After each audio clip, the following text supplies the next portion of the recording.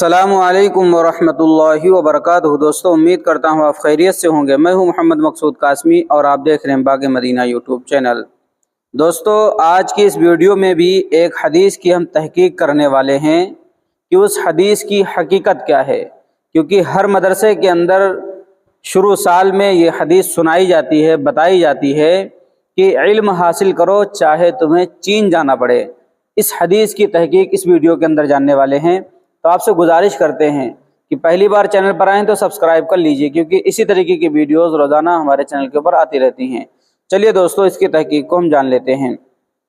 साहिल सवाल करता है दारुल उलूम देवबंद से, मैं स्क्रीन के ऊपर लगा रहा हूँ, आप उसको खुद भी पढ़ सकते हैं।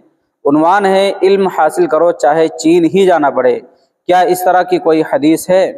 सवाल, एक हदीस सुनते रहते हैं, मफहूम इल्म हासिल करो चाहे चीन ही जाना पड़े, क्या इस तरह की कोई हदीस है? हवाला भी बता दें तो मेहरबानी होगी। तो इसका जवाब आता है दारुल उलूम देवबंद की तरफ से। बिस्मिल्लाहिर्रहमानिर्रहीम।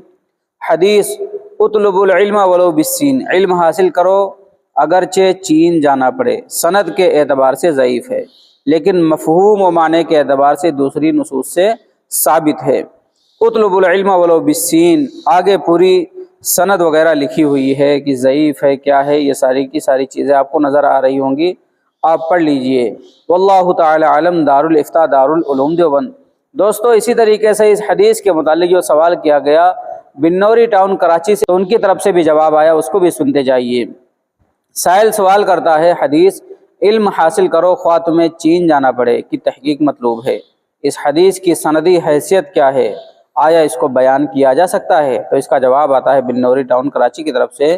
ये रिवायत इन अल्फाज के साथ मिलती है, उतलुबुल इल्म वलो बिस्सीन, यानी इल्म हासिल करो अगरचे तुम्हें चीन जाना पड़े। और इसे इमाम बहकी रहमतुल्लाह ने शुअबुल ईमान में और खतीब बगदादी रहमतुल्लाह ने किताबुर रिहला में अपनी सनदों के साथ हज़रत अनस रज़ी अल्लाह अन्हु से मरफ़ूअन ज़िक्र किया है, लेकिन अकाबिर मुहद्दिसीन ने इन सनदों को ज़ईफ़ करार दिया है। चुनांचे इमाम इब्न हिब्बान ने इसको बातिल करार दिया और इमाम इब्न जौज़ी रहमतुल्लाह ने मौज़ू रिवायात से मुताल्लिक़ अपनी किताब में इस रिवायत को भी ज़िक्र किया है। इसलिए मुहद्दिसीन के बयान करदा कवायद की रोशनी में इस हदीस को बयान करना दुरुस्त नहीं। याद रहे कि बाज़ अहले इल्म ने तारीख़ी वाक़यात और कराइन से इस रिवायत की तायीद पेश करके इसे हदीस साबित करने की कोशिश की है, लेकिन मुहद्दिसीन के यहाँ जब सनदन रिवायत का सबूत ना हो तो खारिजी कराइन से वो साबित करार नहीं पाती।